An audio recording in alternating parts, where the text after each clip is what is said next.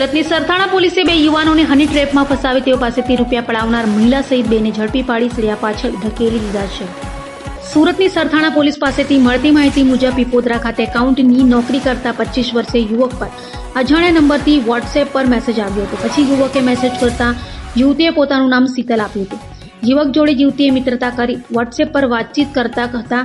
યુવતી અલકાપુરી ખાતે તેના ઘરે યુવકને બોલાવ્યો હતો। જોકે ઘર બરાબર ન લાગતા યુવક ગયો નહોતો। પછી 5મી તારીખે શીતલ તેને ઉંભેડ ફરવા જવાની વાત કરી હતી।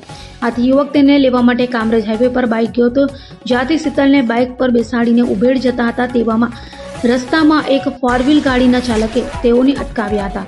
એક શખ્સે યુવકને તમાચો ઠોકી દીધો, કારમાં બેસાડી દીધો। પછી તેને કહ્યું કે તે મારી પત્ની સાથે બળાત્કાર કર્યો છે, તારા પર બળાત્કારનો ગુનો દાખલ કરાવવો છે તેમ કહી ધમકાવ્યો હતો।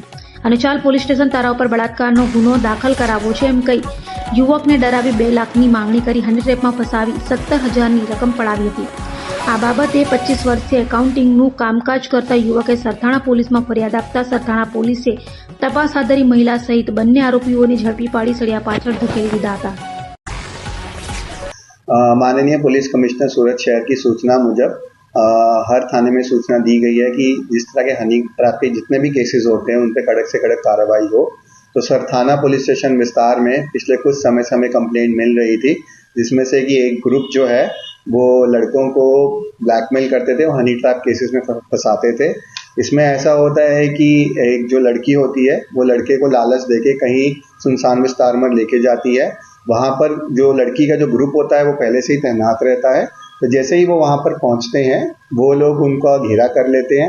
वहाँ पे उनके साथ बोलाचाली, थोड़ी बहुत मारामारी करते हैं और साथ ही साथ वो जो लड़का होता है उसको ब्लैकमेल किया जाता है कि आप अभी के अभी तुम पैसे दो, अदरवाइज तुम्हारे ऊपर बलात्कार या दूसरी शरीर संबंधित गुनाहों का हम केस दर्ज कर देंगे।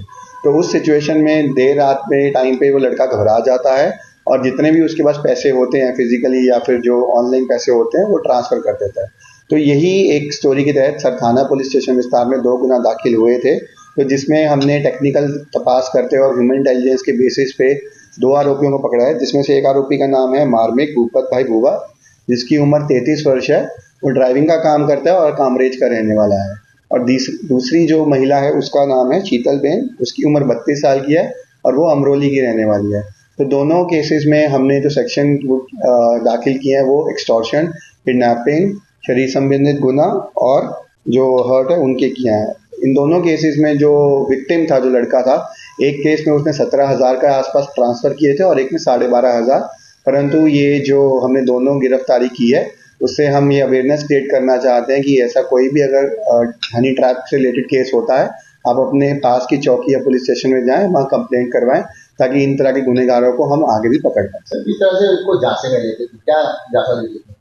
जांचा यही रहता था कि लड़की लालच देती थी, उसको बोलती थी कि हम घूमने चलते हैं बाहर, तो वो जिस विस्तार में बोलती थी वहाँ थोड़ा सुनसान इलाके में लेकर जाती थी।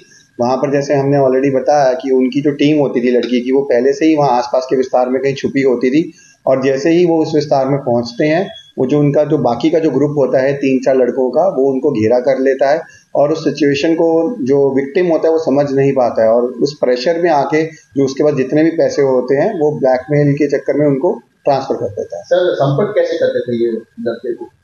ये जैसे कि इनका अपना ही एक एमओ था, जितने भी उनको लगता है कि जौन से भी लड़के थोड़ा वेल ऑफ फैमिली से हैं, जो इनके पास थोड़ा हार्ड कैश या सॉफ्ट मनी रहती है, तो उनको वो टारगेट करते थे। जो घूमने फिरने लड़के उनको देखते थे, जो उनको पैसे दे सकते हैं, तो उनको टारगेट करके पहले उनसे बातचीत करते हैं, उनसे दोस्ती बढ़ाते हैं और उनके साथ फिर जब बाहर घूमने के लिए निकलते हैं तो ये पूरा पहले से ही उनका एमओ रेडी रहता है। सर अभी तक 2 फरियाद सामने आई, लगता है कि और किसी को भी शिकार बनाया है इन्होंने?